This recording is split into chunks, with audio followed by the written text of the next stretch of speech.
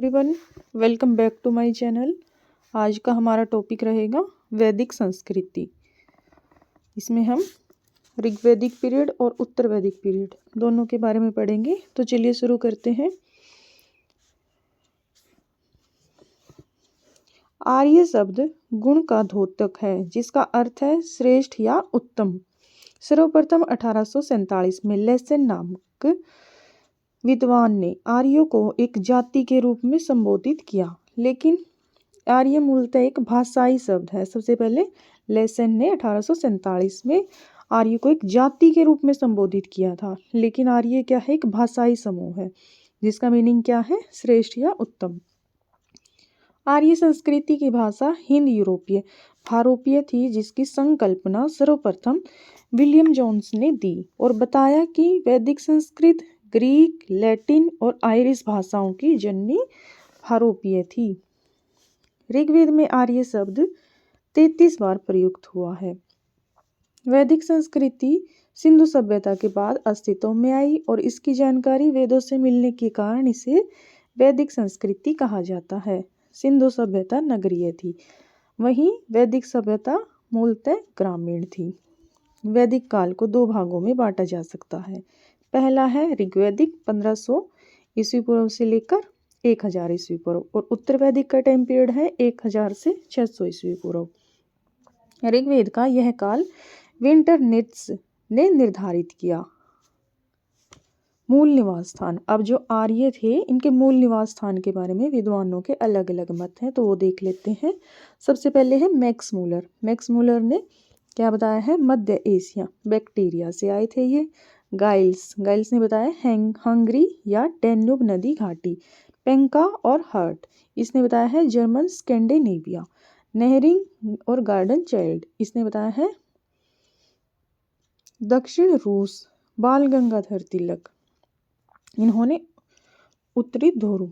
गंगानाथ झा भरम ऋषि प्रदेश। अविनाश चंद्र दास और डॉक्टर संपूर्णानंद, इन्होंने बताया है सब सैंधव प्रदेश। और दयानंद सरस्वती और पाटीजर, इन्होंने तिब्बत को बताया है। एनसीईआरटी, जो एनसीईआरटी में दिया है वो है आल्प्स पर्वत के पूर्व में यूरेशिया के पास। राजबली पांडे मध्य भारत। एलडी काला कश्मीर या हिमालय को।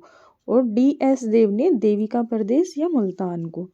और बेनफे ने बताया है काला सागर। भगवान दास गिडवानी ने अपनी पुस्तक में return of the Aryans, book है इनकी रिटर्न ऑफ द आर्यंस, में आर्यों का मूल निवास स्थान भारत माना है। भगवान दास ने माना है भारत को।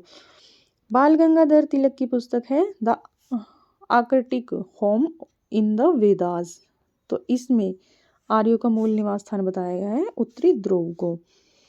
सर्वप्रथम जेसी रोड ने आर्यों का मूल निवास स्थान मध्य एशिया या बैक्ट्रिया ये बताया था, और मैक्स मूलर ने भी यही बताया है।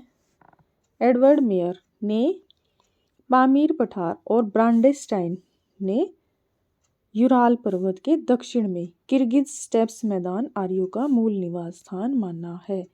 अब है ऋग्वैदिक काल। ऋग्वैदिक संस्कृति ग्रामीण पशुपालन आधारित और राजतंत्रीय थी। आर्य कैसे थे? घुमक्कड़ जीवन व्यतीत करते थे। पशुपालन उनका व्यवसाय था। घुमक्कड़ जीवन शैली के कारण कृषि का पूर्ण विकास नहीं हो पाया था। एक स्थान से दूसरे स्थान पर जाते जाते रहते थे, तो क्या कृषि नहीं कर पाए। निर्वाह मूलक थी कृषि इनकी। और इस काल का प्रमुख ग्रंथ ऋग्वेद ही है। ऋग्वेद की अनेक बातें ईरानी भाषा के प्राचीनतम ग्रंथ जैन अवस्था से मिलती है। ऋग्वेद सबसे प्राचीन वेद है और आर्य भारत में 1500 ईस्वी पूर्व के आसपास आई थी। वैदिक नदियाँ, वैदिक संहिताओं में कुल 31 नदियों का उल्लेख है। ऋग्वेद में 25 नदियों का उल्लेख है, जबकि जो ऋग्वेद का 10वां मंडल है उसमें नदी सूक्त में उसमें 21 नदियों का उल्लेख है। नदी सूक्त में 21 है और पूरे ऋग्वेद में 25 है। और वैदिक संहिताएं हैं उसमें 31 नदियों का। पहली वर्णित नदी गंगा है और अंतिम नदी गोमल है। सर्वाधिक उल्लेख और या वर्णन और स्तुति ये सिंधु नदी की हुई है। सबसे ज़्यादा बार उल्लेख हुआ है सिंधु नदी का। सरस्वती का प्रवाह क्षेत्र देवकृत योनि था तथा दृष्टि और आप्या सरस्वती की सहायक नदियां थी। ऋग्वैदिक काल का सर्वाधिक महत्वपूर्ण जो नदी है ये सिंधु या हिरण्य, सिंधु का अन्य नाम हो गया हिरण्य। और ऋग्वैदिक काल की दूसरी सर्वाधिक महत्वपूर्ण नदी ये सरस्वती थी। ऋग्वेद में सरस्वती को नदी तमा, नदियों में प्रमुख, माते तमा, देवी तमे और अम्बी तमे कहा गया है। ऋग्वेद की सबसे पवित्र नदी सरस्वती। और ब्राह्मण ग्रंथों में सरस्वती नदी का राजस्थान के रेगिस्तान में विंसन में लुप्त होने का वर्णन है। विंसन राजस्थान का है ये, तो यहाँ पे इसके लुप्त होने का वर्णन है। सरस्वती नदी को पाकिस्तान में नाडा, रैनी, हकड़ा और वहिंदा नाम से भी जाना जाता है। ऋग्वेद में गंगा और सरयू नदी का 1 बार और यमुना का 3 बार उल्लेख हुआ है। गंगा और सरयू नदी है, इनका तो 1 बार है और यमुना का 3 बार। ऋग्वेद के 10वें मंडल की नदी सूक्त में अंतिम उल्लिखित नदी गोमती, गोमती या गोमल। सरस्वती और उसकी सहायक दृष्टि नदी के मध्य का क्षेत्र जो है वो ब्रह्मावर्त कहलाता है और यह प्रदेश अत्यंत पवित्र माना जाता है।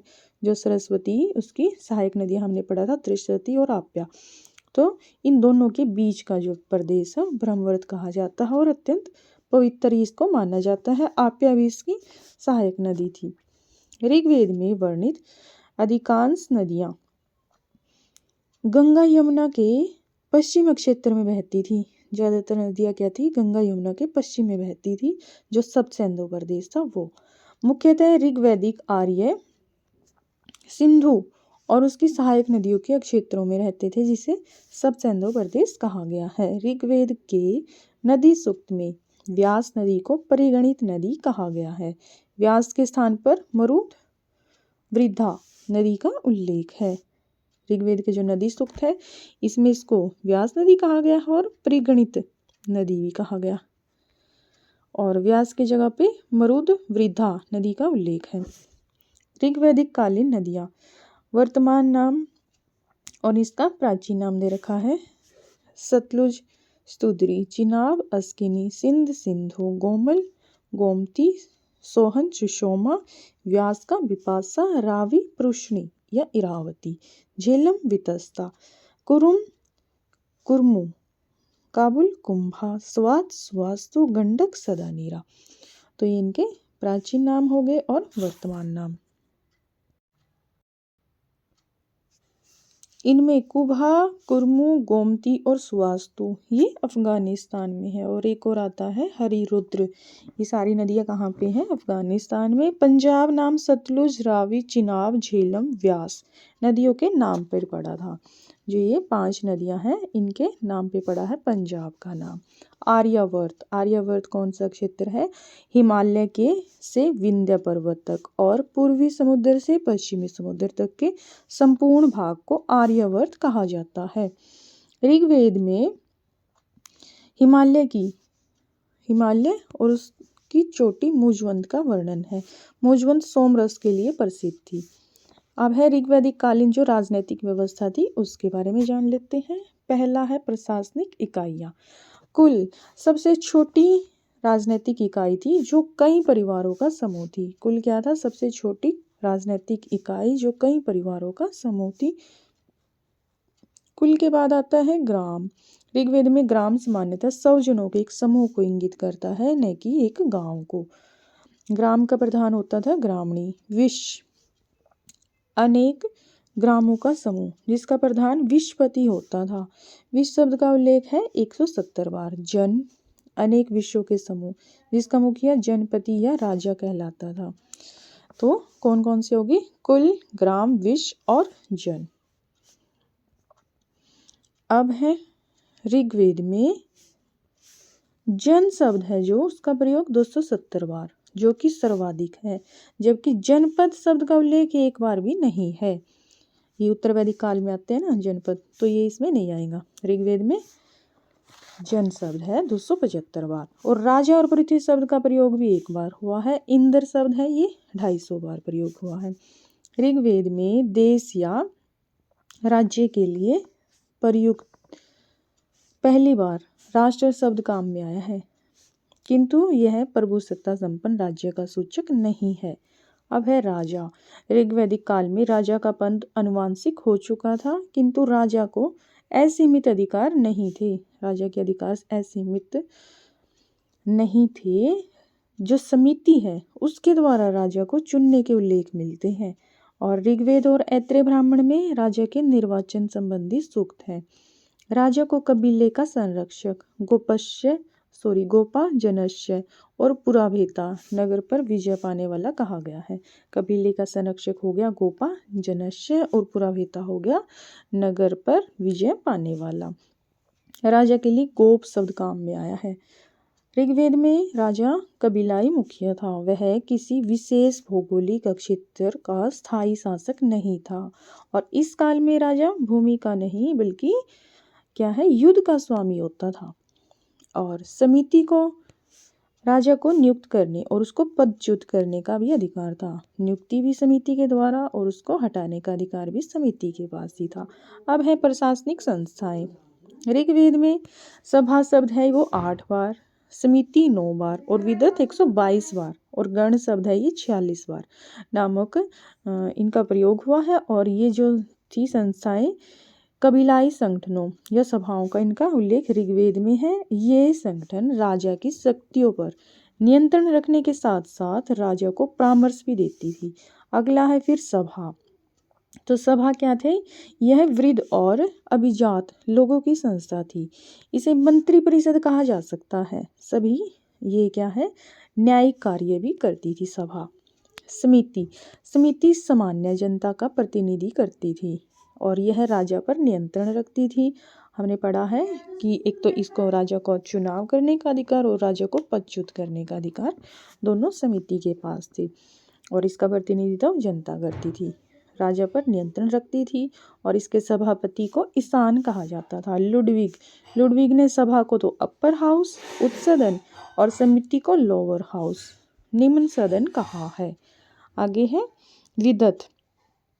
यह आर्यों की सबसे प्राचीन संस्था थी। इसमें कबीलाई तत्व है जो उनकी प्रमुखता थी, और इसकी जो बैठक होती थी उसमें सैनिक लूट का विभाजन संबंधी कार्यों का निपटारा और एक धार्मिक काम ये होते थे। ऋग्वैदिक काल में महिलाएं भी सभा और विदत में भाग लेती थी। समिति नहीं दे रखा है, सभा और विदत में भाग लेती थी महिलाएं। ऋग्वेद में वर्णित सर्ग, व्रात, गण आदि ये संभवतः सेना की इकाइयां ये मानी गई हैं। और ऋग्वेद में जो इंद्र है इसको पुरंदर कहा गया है। अब आगे आता है दाशराग युद्ध। ऋग्वेद के 7वें मंडल में प्रोशनी रावी नदी के तट पर लड़े गए दाशराग या दशराग युद्ध, बैटल ऑफ 10 किंग्स का वर्णन है। 10 राजाओं के बीच ये युद्ध हुआ था। यह युद्ध भरत वंश त्रित्सु कबीले के थे जो राजा सुदास और अन्य 10 राजाओं के समूह के बीच में हुआ था। यह 10 राजाओं में जो 5 अनार्य थे और 5 आर्येतर राजा थे, और इनका नेतृत्व पुरुजन का राजा कर रहा था। 5 आर्य कबीले या जन इसमें थे पुरु, यदु, तुर्वस, अनु और दुर्हयु। इनमें इन्हें पंचजन्य कहा गया है, और ये सरस्वती नदी के किनारे थे। जो 5 आर्य कबीले थे इसमें पुरु, यदु, तुर्वस, अनु और दुर्हयु, और ये कहाँ पे थे? सरस्वती नदी के किनारे। और 5 आर्येतर थे। इसमें शिव, पक्ता, अलना, भलना, विषाणिन। शिव, पक्ता या पत्युन, भलना या भलानस, और अलीना और विषाणिन। इसमें 5 आर्येतर राजा थे। दाशराग या दशराग युद्ध में भरत जन के राजा सुदास को, जो भरत जन का राजा था सुदास, इसका पुरोहित वशिष्ठ था। पराजित राजा का पुरोहित विश्वामित्र था। और इस युद्ध का कारण यह था कि सुदास ने विश्वामित्र को पुरोहित पद से हटा दिया था, और जो वशिष्ठ है उसको अपना पुरोहित बना लिया था। अतः विश्वामित्र ने 10 राजाओं का संघ बना लिया और सुदास से युद्ध किया। सरिंजय कबीले ने सुदास का पक्ष लिया था। सुदास ने इसके बाद भेद नामक एक अनार्य राजा को भी हराया था। पहले तो 10 राजाओं को और फिर भेद नाम का एक अनार्य राजा और था, उसको भी हराया था। सुदास कौन था? ये दिवोदास का पुत्र या पौत्र था। दिवोदास ने संभर नामक दास या अनार्य राजा को हराया था। दिवोदास ने संभर को हराया है और सुदास ने भेद नाम के अनार्य राजा को। कालांतर में भरत और पुरु जन के बीच में मित्रता हुई तो कुरु बन गया। भरत और त्रित्सु दोनों जन एक ही थे। संभवतः त्रित्सु क्या था? इनके कबीले का नाम था। भरत ये इनका वंश था। तो इस तरह से ये दोनों एक ही थे। संभवतः भरत लोगों के राजवंश का नाम त्रित्सु था। भरत जन सरस्वती एवं यमुना के मध्य स्थित सरस्वती घाटी में था। जो भरत जन है ये कहाँ पे था? सरस्वती और जो यमुना नदी है उनके दोनों के बीच में, सरस्वती घाटी में। और जो पुरुजन है ये सरस्वती के दोनों तरफ बसा हुआ था। तुर्वस और किरवी मिलकर पांचाल बना। यदु और तुर्वस का संगम बनता है।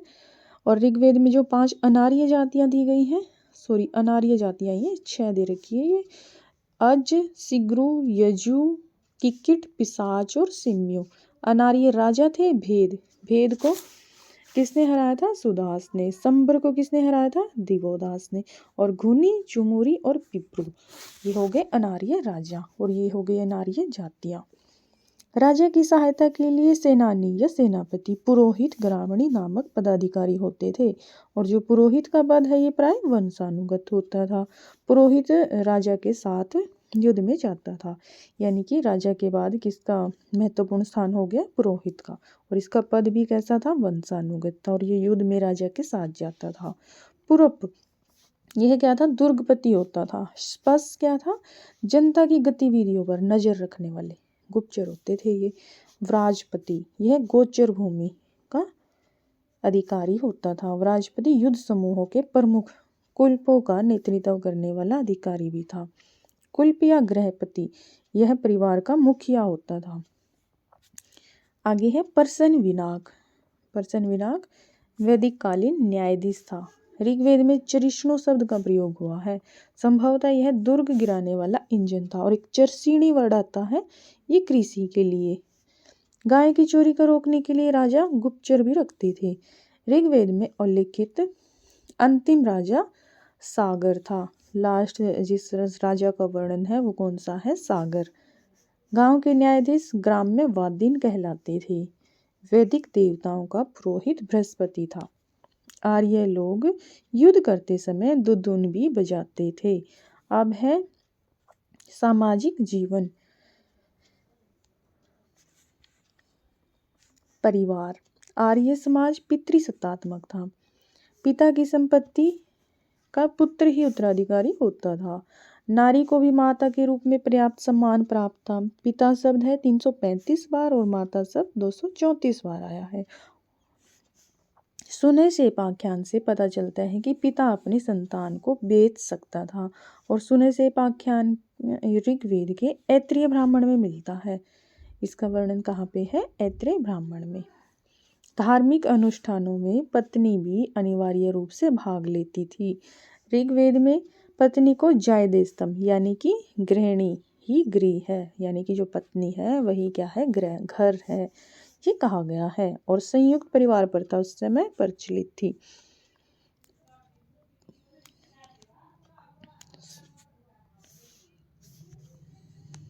आगे है वर्ण व्यवस्था। ऋग्वेद के अंतिम काल, जब ऋग्वेद का लास्ट टाइम पीरियड था तो उस समय वर्ण व्यवस्था के चिन्ह गोचर दृष्टिगोचर होते हैं। ऋग्वेद के 10वें मंडल के पुरुष सूक्त में विराट पुरुष द्वारा चारों वर्णों की उत्पत्ति का वर्णन मिलता है। इसके अनुसार ब्राह्मण की उत्पत्ति विराट पुरुष के मुख से, क्षत्रिय की उत्पत्ति भुजाओं से, वैश्य की उत्पत्ति जांघों से और शूद्र उसके पैरों से उत्पन्न हुआ है। वैश्य और शूद्र शब्दों का उल्लेख ऋग्वेद में एक बार हुआ है। वैश्य शब्द का प्रयोग पुरुष सूक्त है उसमें हुआ है। शेष ग्रंथ में विश्व शब्द मिलता है। शूद्र का सर्वप्रथम उल्लेख ऋग्वेद के 10वें मंडल के पुरुष सूक्त में मिलता है। प्रारंभ में तो 3 वर्णों का ही उल्लेख मिलता है। जो पहले 3 वर्ण हैं ब्राह्मण, क्षत्रिय और वैश्य। और बाद में किसका, शूद्र का। ऋग्वेद के 10वें मंडल के पुरुष सूक्त में। पुरुष सूक्त में उस समय उद्भूत हुई जो सामाजिक संरचना थी उसका धार्मिक अनुमोदन ये करता है। ऋग्वेद में वर्ण व्यवस्था जन्म आधारित नहीं थी बल्कि कर्म आधारित थी। और ऋग्वेद का जो 9वां मंडल है उसमें एक ऋषि कहता भी है कि मैं कवि हूँ, मेरा पिता वैद्य है, मेरी माता अन्न पीसने वाली है, साधन भिन्न है, यानी कि साधन अलग अलग है परंतु सभी क्या करते हैं, धन कमाने की आशा करते हैं। ऋग्वेद में वर्ण शब्द रंग के अर्थ में और कहीं कहीं पर व्यवसाय चयन के अर्थ में प्रयुक्त हुआ है। वर्ण शब्द का मीनिंग क्या है, रंग, और कहीं कहीं पे व्यवसाय के लिए भी शब्द का प्रयोग हुआ है। ऋग्वेद में दास प्रथा का प्रचलन था। दासों के बारे में कहा गया है कि वे न तो अग्नि में हवन दान करते थे और न ही इंद्र और हवा के पक्षपाती थे। अब आता है वस्त्र और आभूषण। आर्य लोग 3 प्रकार के वस्त्र पहनते थे। पहला है अधोवस्त्र या नीवी, उत्तरीय वास, और तीसरा है अधिवास। सिर पर उष्णीय या पगड़ी धारण करते थे। निष्क क्या था, गले का एक स्वर्ण आभूषण था जिसे विनिमय के माध्यम से प्रयोग में लाया जाता था, विनिमय के लिए, यानी कि वस्तुओं का आदान प्रदान करने के लिए। विवाह के समय वर द्वारा पहना जाने वाला वस्त्र वाधूय कहलाता था। जो वर पहनता था वस्त्र वो वाधूय। न्योचनी और कुरीर ये क्या थे, विवाह के समय जो कन्याएं होती थी उनके द्वारा पहने जाने वाले आभूषण थे। कुंभ और कुरीर ये सिर के आभूषण थे। रक्म ये वक्ष स्थल का था। खदी कंगन को बोलते थे।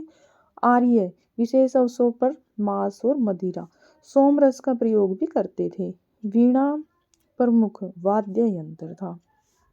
अब आता है विवाह।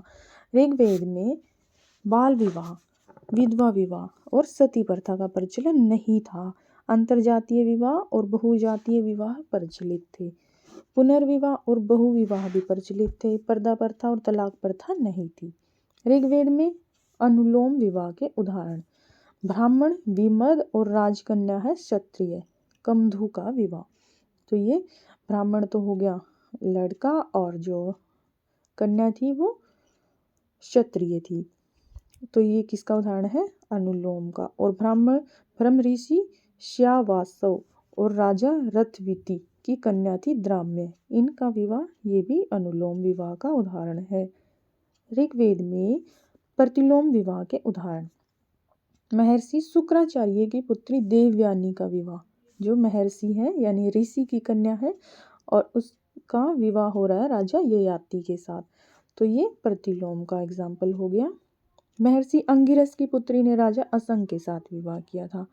पुनर्विवाह और नियोग प्रथा प्रचलित थी। पर्दा प्रथा और तलाक प्रथा का उल्लेख नहीं मिलता। ऋग्वेद के 10वें मंडल के विवाह सूक्त में विवाह संस्था का उल्लेख हुआ है। आजीवन विवाहित रहने वाली कन्याओं को अमाजु कहा जाता था।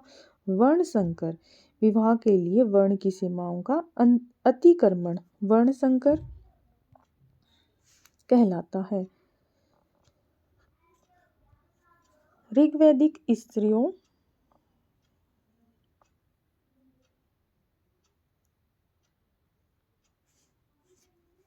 को संपत्ति में अधिकार प्राप्त नहीं थे।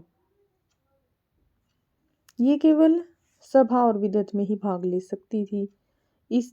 किंतु स्त्रियों को कोई भी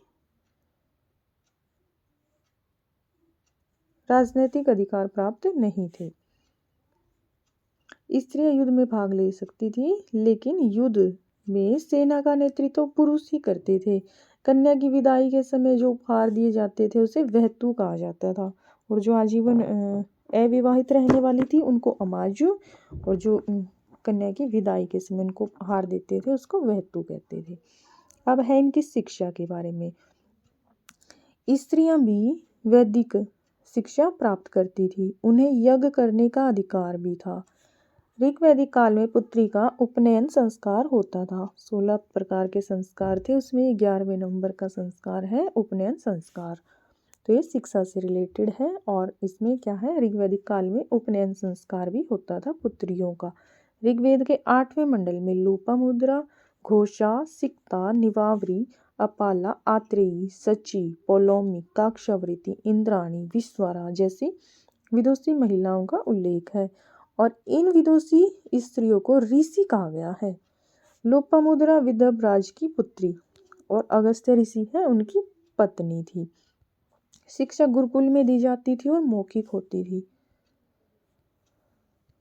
आगे है दस्यु वर्ग। ऋग्वेद में दस्यु वर्ग का उल्लेख है। आर्यों के सबसे बड़े शत्रु दस्यु थे और दस्युओं को अदेव्यों देवताओं में श्रद्धा न रखने वाले, अब्राह्मण, वेदों को न मानने वाले, अन्य वर्त, वैदिकोत्तर वर्तों को मानने वाले, अयज्वन ये है यज्ञ न करने वाले। तो ये दस्युओं को कहा गया है, अदेव्यों कहा गया है, अब्राह्मण कहा गया है और अन्य वर्त और अयज्वन। दस्युओं के लिए अनास यानी कि चपटी नाक वाले, मृद्ध रवाज ये है कटुवाणी वाले जैसे विशेषणों का प्रयोग हुआ है। इन्हें एक स्थान पर अमानुष भी कहा गया है। और ऋग्वेद में जो वर्णित दस्यु है ये संभवतः भारत के मूल निवासी माने जाते हैं। आर्यों के जिस राजा ने दस्युओं को पराजित किया था वह त्रसदस्यु कहलाया। तो आज के लिए इतना ही। नेक्स्ट वीडियो में हम इसका आर्थिक जीवन, व्यापार, ऋग्वैदिक धर्म और जो देवता हैं उनके बारे में पढ़ेंगे। Thank you so much.